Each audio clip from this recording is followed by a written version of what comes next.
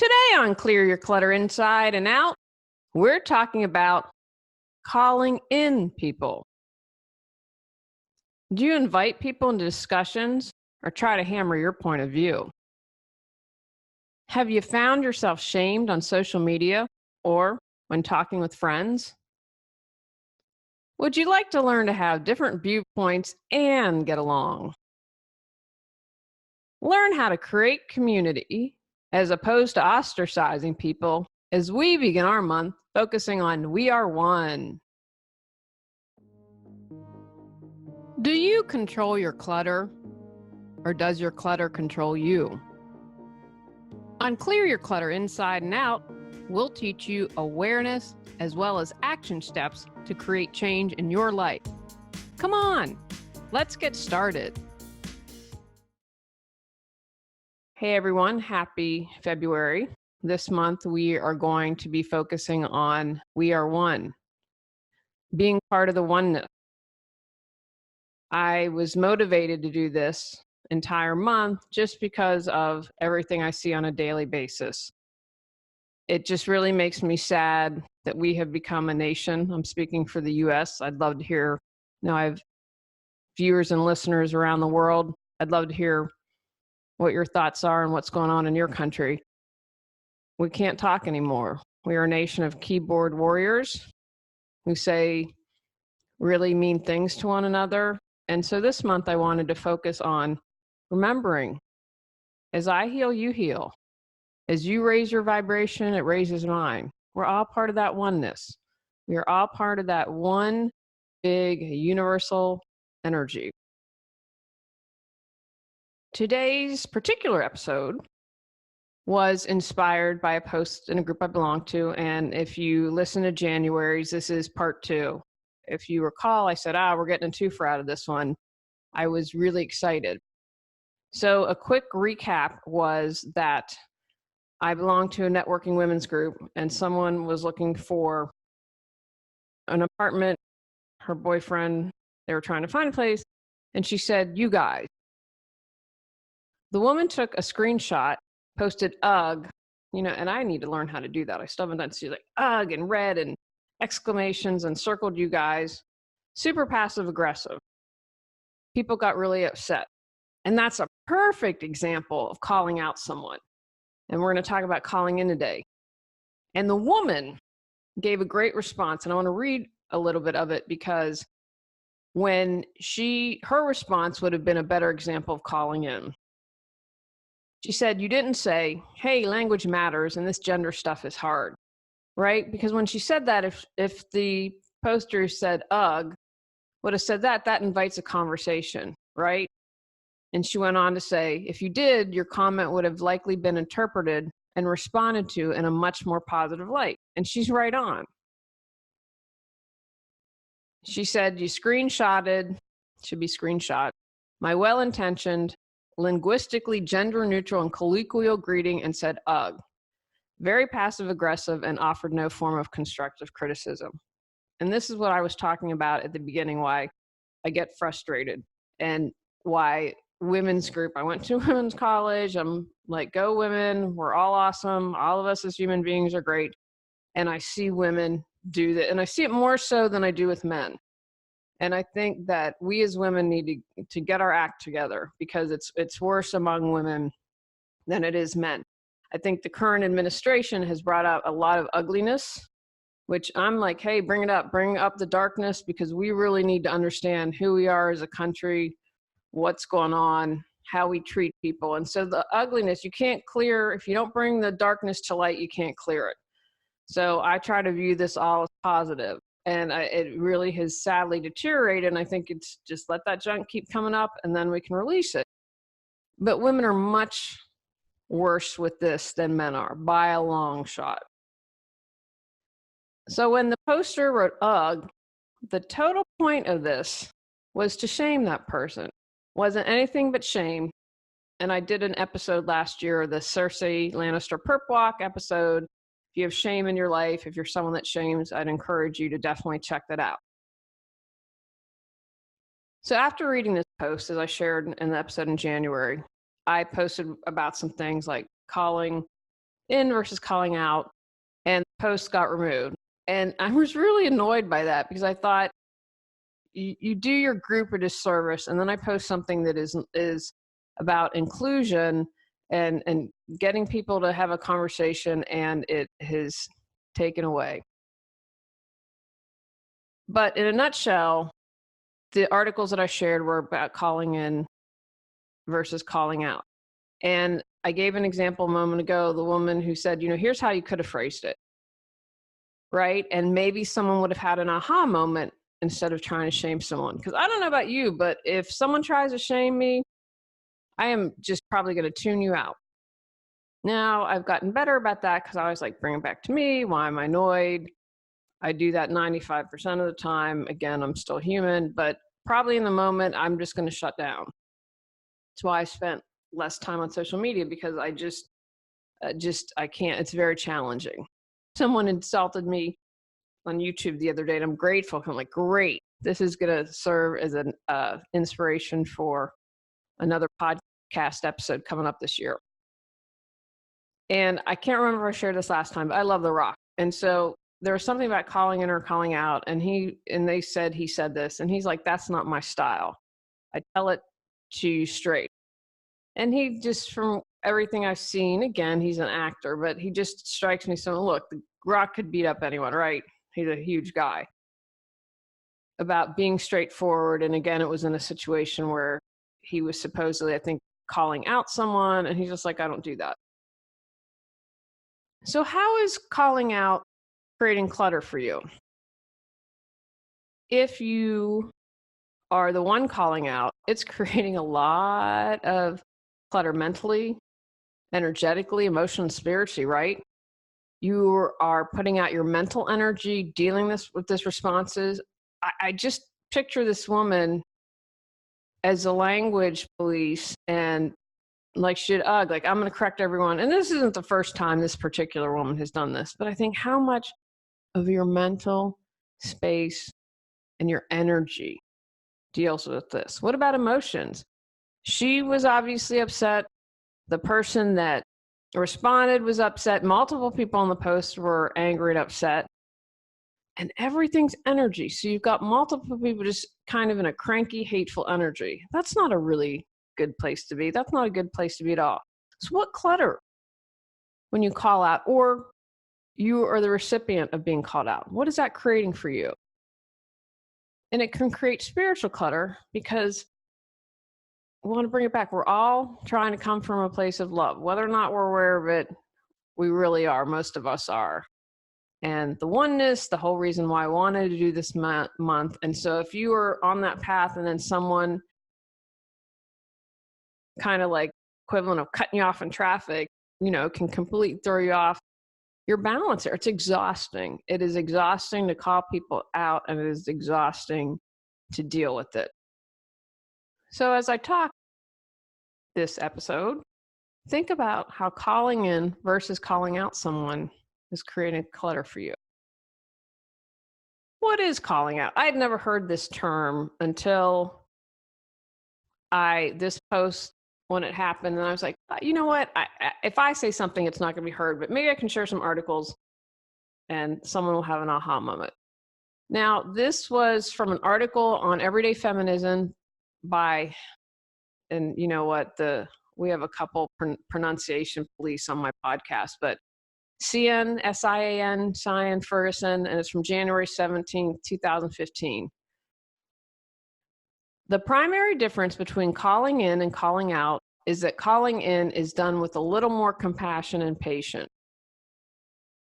Calling out, essentially, aims to get the oppressive person to stop their behavior.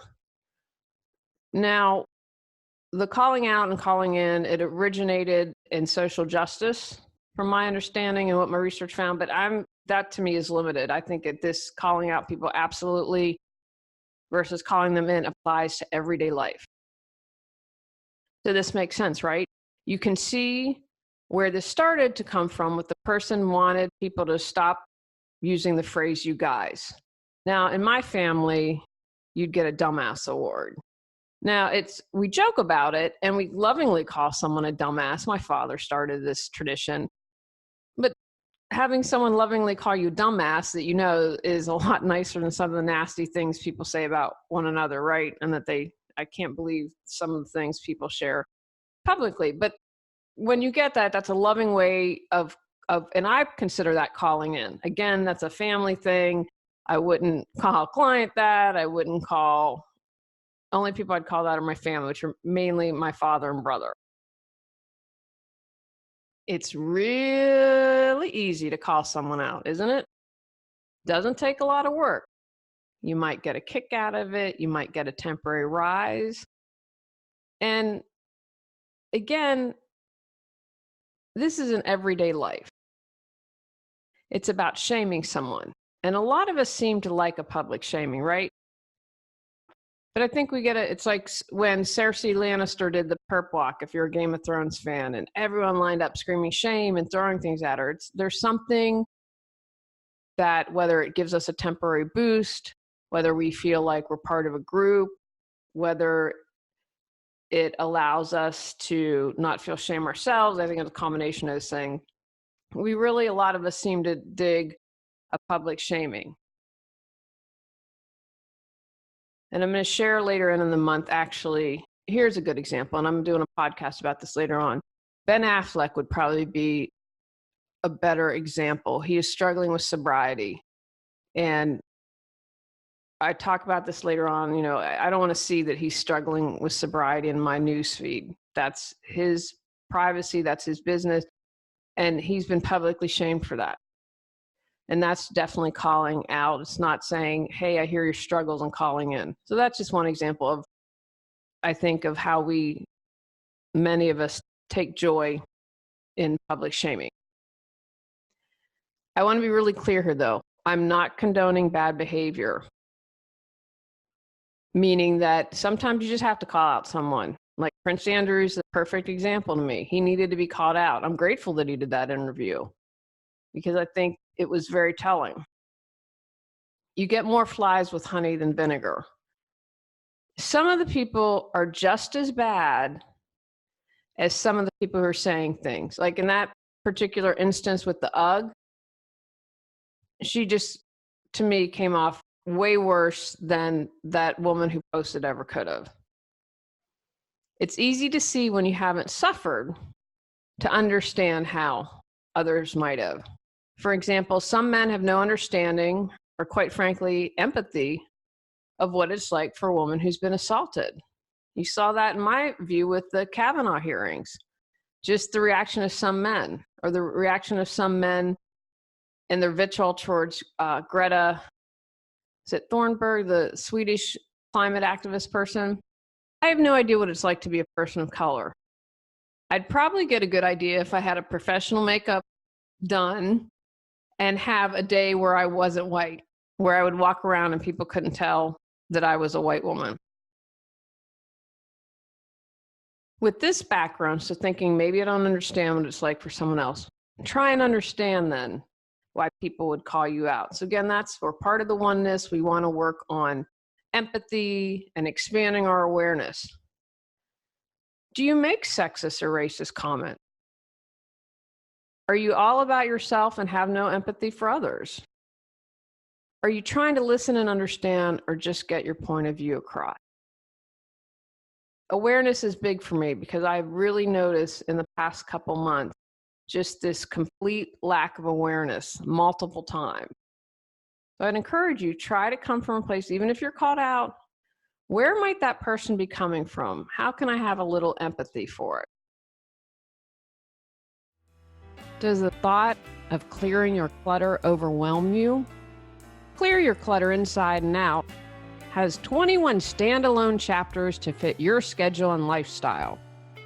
Stop being afraid, gain clarity, and go at your own pace. The Clear Your Clutter Inside and Out workbook lets you record your thoughts step by step as you go through the book. Free MP3 meditation with purchase. Get control of your clutter so your clutter doesn't control you. Reclaim time, money, sanity, and resources. Learn more at reawakenyourbrilliance.com and also available for purchase on Amazon. So what is calling in? In this article, shared a quote, which I thought was really great from, and again, I'm going to think of Ngoc Loan Tran on Black Girl Dangerous. I picture calling in as a practice of pulling folks back in who have strayed from us. It means extending to ourselves the reality that we will and do bleed up. We stray, and there'll always be a chance for us to return. I love that. There'll always be a chance to return, because to me, that's realizing we all make mistakes, we all can do better, and instead of ostracizing, we're calling in. Calling in is a practice of loving each other enough to allow each other to make mistakes, a practice of loving ourselves enough to know that what we're trying to do here is a radical unlearning of everything we have been configured to believe as normal. I just thought that was really well said. And again, this to me is not just about social justice. It is a way broader everyday life. I also liked from Ashley Astru from dictionary.com when she talks about the difference between calling in and calling out. Calling in refers to the act of checking your peers and getting them to change problematic behavior by explaining their misstep with compassion and patience. She gives a good analogy of a huddle. I thought this was great. To bring someone in and talk about the game plan to get everyone on the same page. I think that that was a beautiful analogy, right? We're part of the oneness, we're part of a team, instead of this thing of ostracizing, shaming, you are bad, you. How do you call someone in? First thing I'm going to suggest, bring it back to you. Be aware of your own wounds. When you're healed, no comments, no actions can hurt you. I use a lot, I feel like 95% of the time, mean comments about me, the podcast on YouTube don't hurt me. They're like water, they flow off.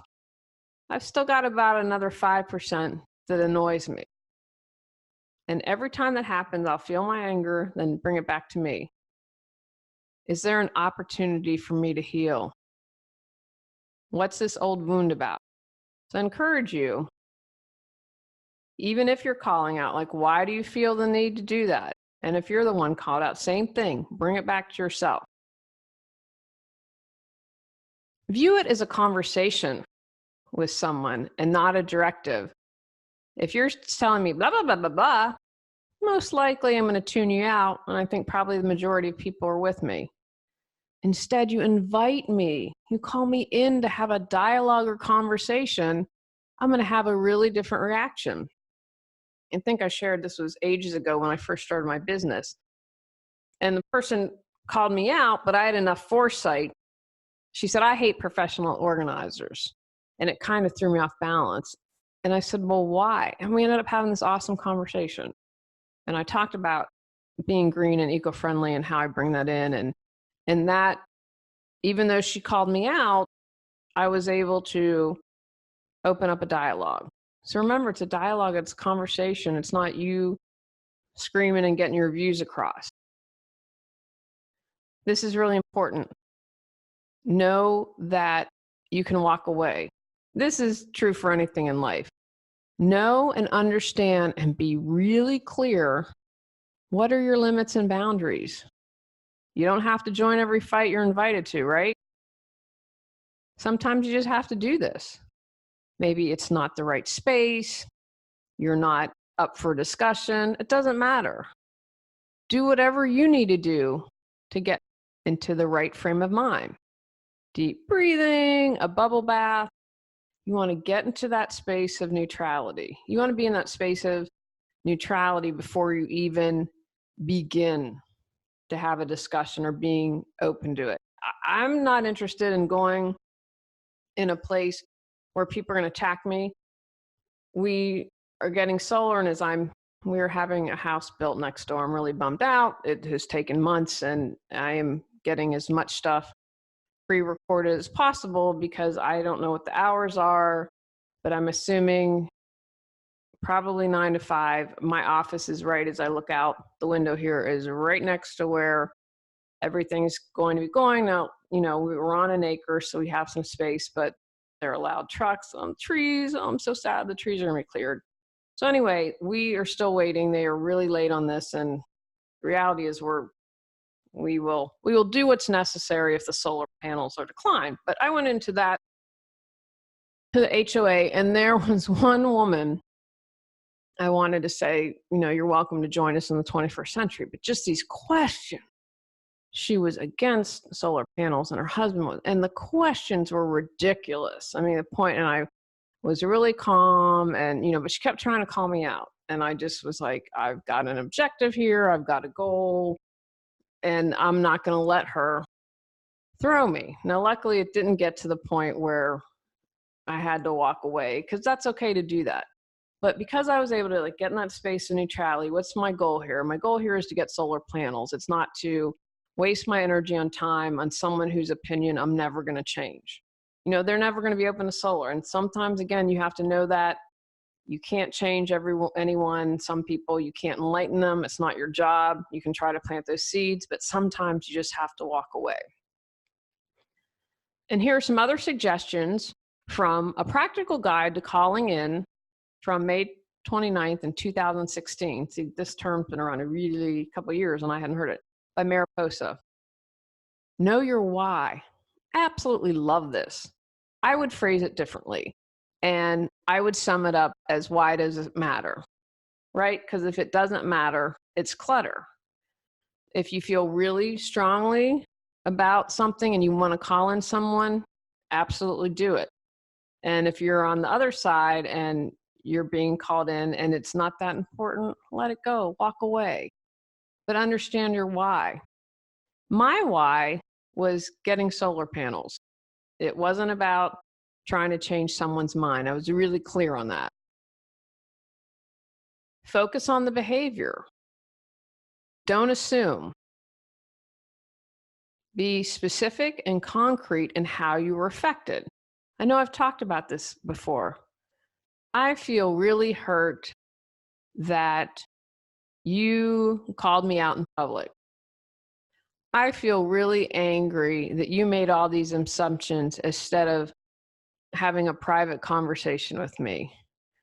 I feel frustrated that you nitpick instead of worrying about broader issues. So work on those I feel statements. Embrace the clunkiness. I love this too. I loved how she phrased this.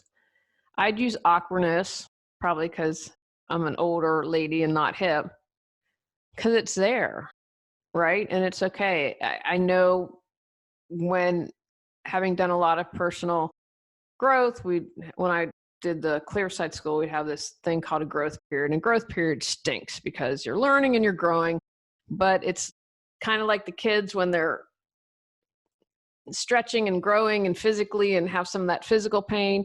It can be painful to grow. It's not always easy. So embrace the clunkiness. It's going to be okay. Difficult conversations aren't always easy, but I'm telling you, when you do them, the majority of the time you feel better, you've grown, you've perhaps strengthened a relationship, you've learned something. There's a lot of good on the other side of the clunkiness. Do in person, do in person, do in person. So agree with this, because it's online stuff, right? It's easier to be here in your jammies and say things you maybe not have thought through, and then it's out there. So set a good time and place to have a conversation. Remember once when I was working with my coach and she said, "Oh man, you owe Tony apology," and not text. Don't text him. So I've learned that if I want to have a conversation or upset, I don't text him while he's at work. I wait till he's home, but because he gets home late, I'll wait until the morning. I'll let him have his coffee and then I can approach him. But I know, you know what, something not to be done over text. If we're going to have a conversation, then we're going to have it in person. So I'd encourage you to do the same thing. I think it's much harder to say nasty things when you're sitting in front of people, right? I mean, most of it when you see or you learn someone's story, right? And that brings it back to the humanity. We are one. We're part of the oneness. So do it in person. And, if you're not a night owl, then don't do it at midnight. Now, I want to point out an important note. Because I did research for this, I told you where I learned definitions and things, because this was calling in was a new term to me. A few of the articles I perused made the point that people have the right to be angry and have no obligation to educate you and me. I get this, I do. And for me, that's an and statement. I can't remember if I've talked about and if I haven't, I will need to do a podcast about that. You're going to affect more change, potentially open up hearts and minds more when you call in as opposed to call out. Obviously, it's your choice. But to quote Dr. Phil, to quote Dr. Phil, how's it working for you? My overall assessment is it's not well when you call out. And again, I'm expanding this to all areas of life, not just social justice issues. It's okay to be upset and angry and feel like you don't need to educate people. And I go back to being part of the oneness, doing things from love. And look, I don't call people out on their clutter all the time. And I've learned, trust me, it's not my job to save the world. I have to have boundaries about people wanting free coaching. Trust me, it's all thrown at me. So I'm really clear about when I say something. And more often than not, I probably won't. And I'm very particular and think through and how I say things. And I don't do anything and post on social media that I wouldn't post on the front page of the New York Times. That's been my rule since I posted Facebook. I don't post political things. I actually posted Bernie Sanders had a great interview a couple years ago about the oneness that I thought was beautiful, and coming from a politician, I'm like, oh, I'm definitely going to share this. It was around Easter, but my goal is to post uplifting things, because even if I agree with someone like on the majority of issues, the hatred that I see, and I think you are doing exactly what you accuse the other side of.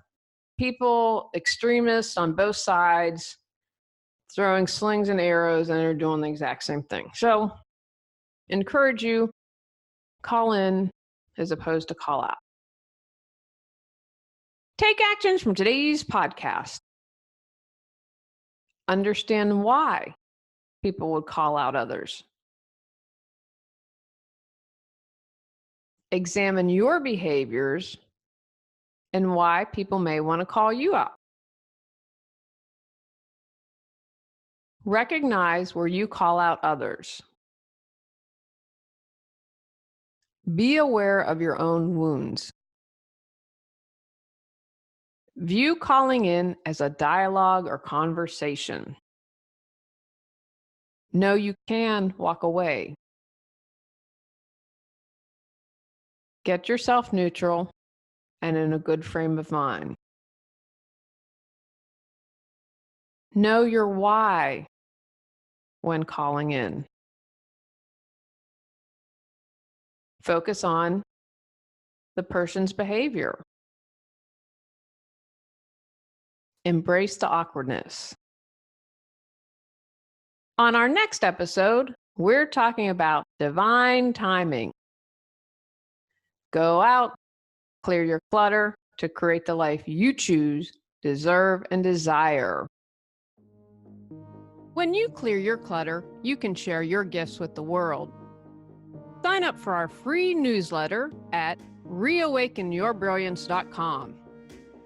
If you've enjoyed Clear Your Clutter Inside and Out, please rate, review, and share us.